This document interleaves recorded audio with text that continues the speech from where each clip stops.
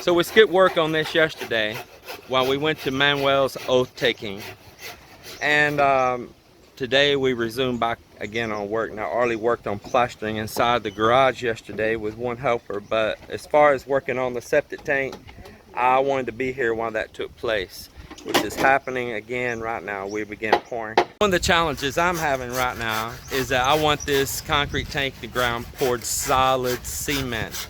But at the same time, I don't want to spend a fortune on plywood that's just going to be destroyed to build this tank. Which is normal if they'll do that, buy a whole bunch of sheets of plywood, they'll form everything and pour. And I'm trying to show them about step pouring this. And then you don't end up with so much hydraulic pressure too that you could end up with a blowout, especially when they're mixing this stuff pretty wet like they are. And you want it a little bit wet so to get on down through the steel. So I'm trying to show them about the hydraulic pressure. They don't have to use so many nails, ripping everything apart and destroying it, because the force of the cement pushing in, once you start putting some cement, will tighten up on your bracing anyway. As far as if you got braces straight across side by side, then you can just knock those braces loose, move your forms up, wedge it all back, start pouring slow, it'll tighten itself up, maybe add a couple more braces, and just keep working up with a small amount of lumber. They're starting to get the drift of it right now. They're starting to understand.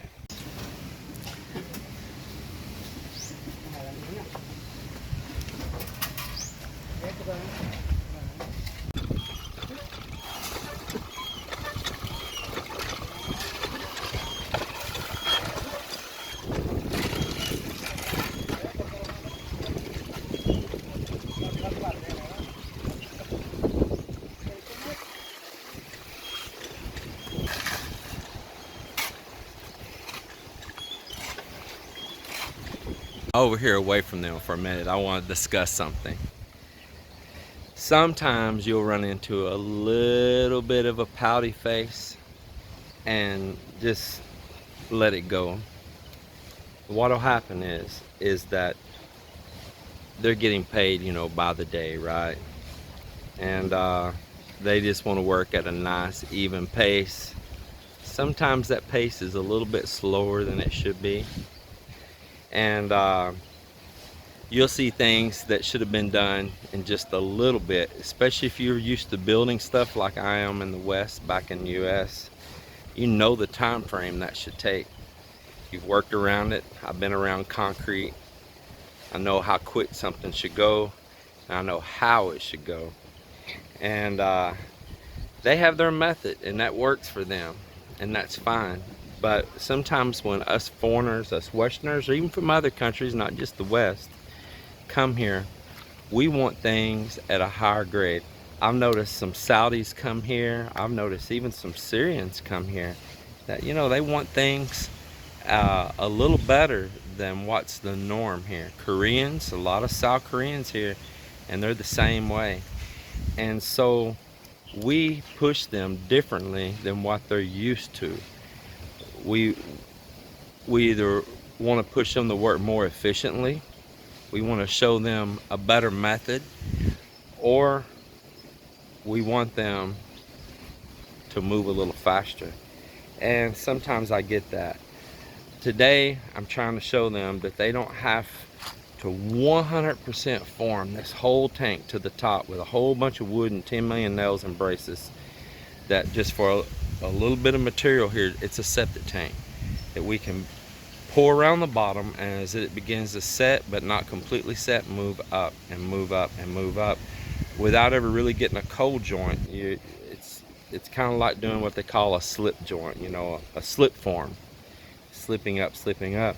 And because all the pressure is pushing inward, your supports inside can just be wedged in there. They don't have to have big old nails drove in. They'll drive nails in from the backside that you cannot even get to once the concrete's poured. And that means to get that form apart, you've got to destroy everything. You've got to bust your lumber, it's ripping holes in the plywood. Oh my gosh. Where the pressure's pushing inward from the concrete on the outside. Set your braces, even if they feel a little loose or just sitting there, once you start putting the concrete in, it tightens up on them, And then you don't pour too much, and let that kind of set and get that bottom setting on, and you can start working that stuff up, pulling it, moving it up, pulling it, moving it up. I went through that on this building. It took me a little bit for them to understand. I set a 4-foot tall form, but they thought that they're going to pour completely all the way to the top, the whole 4 foot in one shot. Well, it's just like back in the US where they're using those ICFs.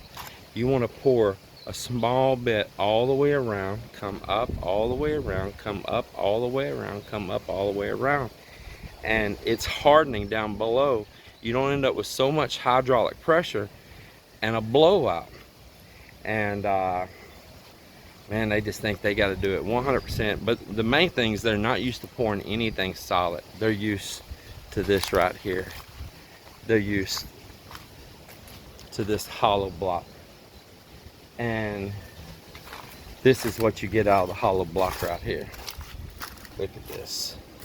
You know, your steel gets exposed. Look at that steel. Look at that. That's your rebar.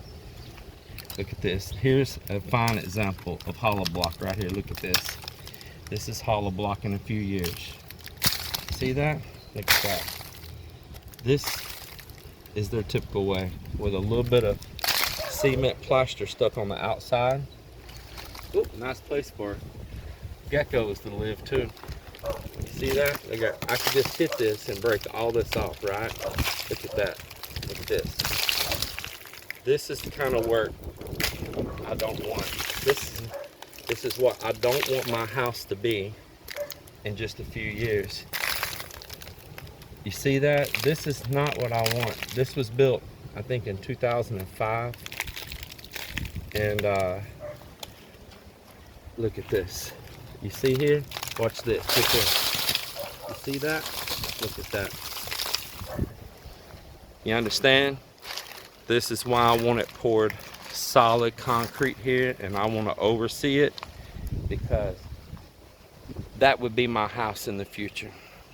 If I did it their way, that would be my house. You can plaster over the outside all you want and put another coat of paint,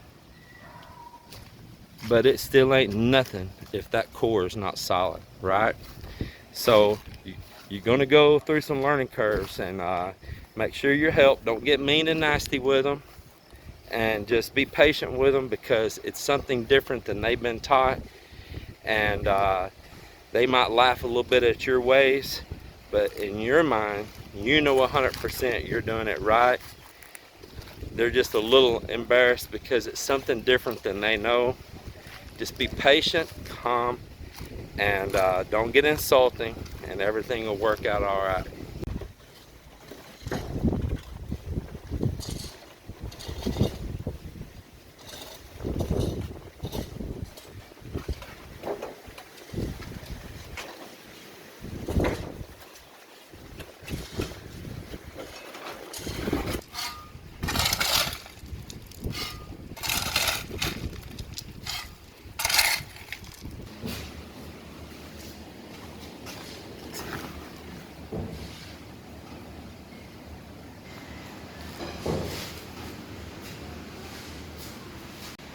Now, for you people already living here, or Filipinos, you know exactly what those guys are doing. But for my subscribers that don't, maybe they're new to the Philippines and they're thinking about how maybe someday you would like to build here. What those guys are doing is these bags come pure Portland. It's not a pre-mix, ready-mix sackcrete like in the US, you know, where it's already got stone and sand and all pre-blended in it. It's pure Portland, which you can buy pure Portland in the US as well. But what they're doing is they will take the old cement sacks and fill those with stone, and then they'll take other sacks and they'll fill them with sand. And that's working like a measuring cup for them. They know the blend of how many bags of stone and how many bags of sand they want to put to one bag of Portland cement. So this gives them a measuring, a mix where it's just not completely, totally random. And they're pretty good with that too, I tell you they are. So they know if you want it stronger, how many put in there, and they know if you just want, you know, a general little plain Jane job that really don't require no like super strength concrete or anything. They know what to do for that as well. And what they do is they call like what I want all the time. They have a word here for it. It's called the King's Mix. Yeah, they call it the King Mix. Oh, the way I want it strong mix. Oh, you want King Mix. So maybe you can use that term with the people around you and they'll probably know what you're talking about.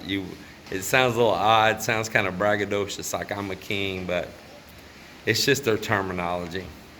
And they'll say, you want King Mix. Yes, I want King Mix.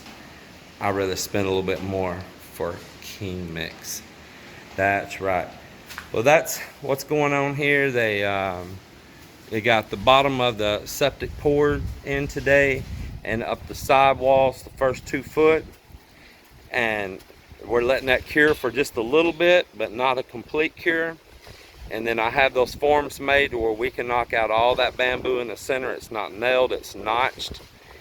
And the corners of the forms are not nailed or attached. Just the pressure of the cement is pushing it all in on each other. We can knock all that away, slip that same set of forms up the next 2 foot, wedge that same bamboo right back in place. They can start pouring, and as soon as they start throwing it in there, it tightens itself up, and they can pour up the next 2 foot. We'll leave the top of the first 2 foot, we'll leave it really rough so it'll bond, and we won't let it completely cure either. Just enough to stiffen up enough that we can slip up that form. Yes, I could have formed it the whole way up and poured it slowly, but I just was being a little tightwad on this small project to buy that much plywood just for one little old tank. Just being honest, you know, when we could take these 2 foot strips and 2 sheets of plywood made all of that form in there. And because it's going to get destroyed, let's just be honest here. That plywood's going to end up being destroyed, so why have so much waste? And I've also experienced them, they'll go gung-ho pouring too much and it's really wet cement and it'll have a blowout. So let's eliminate that too. You know, this cocoa lumber can only handle so much. Anyway, that's it. And probably on the next time that I show anything on that tank, it'll probably have all the walls and it'll be ready to start forming up underneath to pour the lid.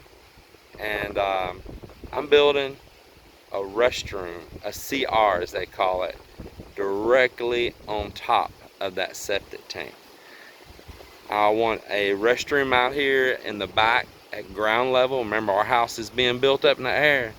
Who wants to run up 10 foot high on a staircase just to go use the restroom? And I don't want it to be so convenient that, oh, just the heck with it and everybody's peeing in my yard. No, So there's going to be a ground level out here in the backyard, restroom, CR, whatever you want to call it, with a shower that can be used right there. You have guests, you're out here yourself, whatever it is, it'll be right there. It can drop direct. Of course, it's going to have a P-trap. The toilet itself is a P-trap anyway. And but the shower drain will have a P-trap and all, and it'll be right there. Simple enough, and not wasting the whole surface, the top of that tank, that concrete. Dual purpose. Tank below, restroom above. Can't get better than that. Well, I'm gonna get off here, and it's about time that I take my daily stroll out on the beach. Come back, take my little shower here, and I think I'm gonna take Melinda and pick maybe one of the brothers and his wife or something, and treat them out for a Friday evening dinner. How does that sound? I think that's what I'll do. So I hope all of you out there are having a blessed day, and I really appreciate the ongoing comments and just the feedback y'all give, the information that's shared back to me that makes me do a little research as well. I appreciate all of it very, very much, and I also appreciate y'all getting my humor, you know. I appreciate that a lot too. So thank y'all very much, and as I said already, have a blessed day.